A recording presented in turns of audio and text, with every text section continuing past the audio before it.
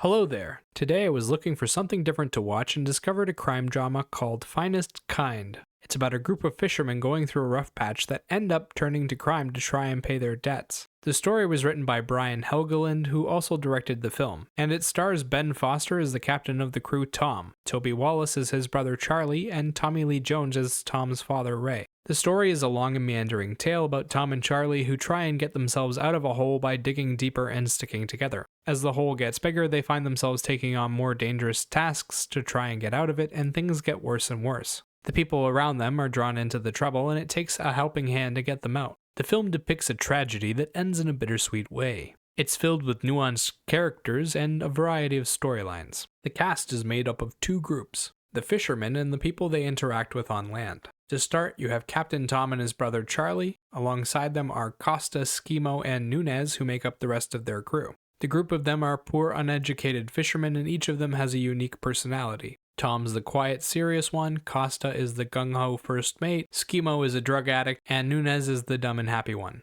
Charlie is the youngest and most naive. Back on the land, you have Charlie's parents, Tom's dad, Ray, and Charlie's girlfriend, Mabel. There's also a couple of generic gangsters who show up later in the film. For the main characters, you have Tom, Charlie, and Ray. Tom is the captain of the ship and a somber man. He's estranged from his mother and brother and doesn't get along with his father either. He likes to laugh and joke around while at sea, but is quick to anger when things go wrong. He gets violent a lot. Charlie is Tom's younger half-brother from another father, and he's a smart young man who learns quickly. He is also naive and quick to follow in the footsteps of poor role models. He chases after Tom the entire movie. Ray is a serious man who doesn't mess around ever. He loves his son and ex-wife and gets along well with Charlie. When the boys get in trouble, he's the first to reach out to help, and he won't take no for an answer. The visual journey starts with a quick off-screen introduction of Tom and Charlie losing their first boat, and then sees them spend a little bit of time socializing on land before heading back out onto the ocean to fish. It then spends a half hour or so with Charlie learning the trade. Once they run into their next tragedy, they find themselves back on land talking to gangsters in a coffee shop. There are a few tense scenes related to that, and then there's a quick shootout in the climax. For standout scenes, you had some amazing shots of their boat sailing the ocean while fishing, a few great shots of whales swimming, and a couple of scenes where they perfectly captured the actors' performances. Sound-wise, the film makes use of two types of tracks. They had original rock and roll and alt-rock songs to use over montages and transitions. They tended to be upbeat and offer a jovial vibe. The other type of tracks were instrumental, string, and piano pieces that were meant to elicit feelings of melancholy and triumph.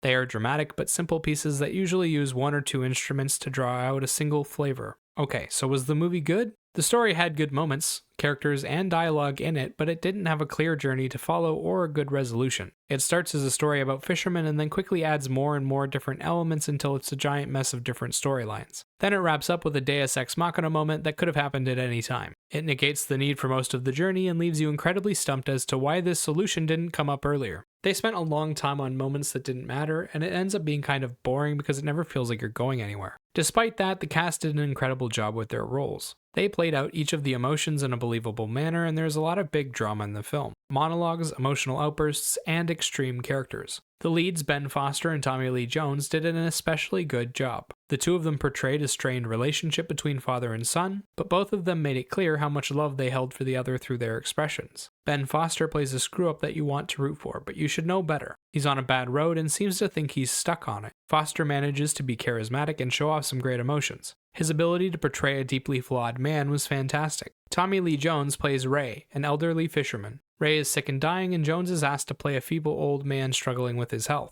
He does the physical part well, but also manages to show off a surprising amount of willpower through that visage. He also plays out one cold-ass scene later on in the film. The line he spits about the man outside sent ice through my veins. His delivery was on point. Visually, the film presents a shaky, simplistic journey that is quite mundane for most of it. It's bland to look at, and the only things to really enjoy are shots of the ocean, a few shots of whales swimming, and the occasional scene where they manage to capture a big emotion from one of the actors. There are enough of these moments to be considered standout, but the journey itself is kind of boring and poorly executed outside of those scenes. Sound-wise, the film makes decent use of its tracks, but it doesn't manage to do anything all that memorable. They back the emotional journey well, and the instrumental pieces are good at blending into the scene without being distracting. The original music was well used too, providing a bunch of entertaining moments. That said, both the instrumentals and the original songs felt generic, and their use was a bit one note. They pulled them out whenever they wanted to draw out a big feeling and then didn't use them for much else. Overall, Finestkind is enough about it to potentially enjoy the film, but it doesn't really have much to offer in terms of value. The story doesn't have great lessons at the heart of it, and the characters don't do anything all that memorable, aside from Ray. The visual journey isn't well done aside from a few shots, and the soundtrack, while good, is kind of forgettable. The one thing I'll take away from this film is the climax. It's a great scene, but the film around it isn't. As for a rating, I'd give this film a 5 out of 10. Remember, these are just my thoughts on the film. Let me know what you think in the comments below. Bye bye!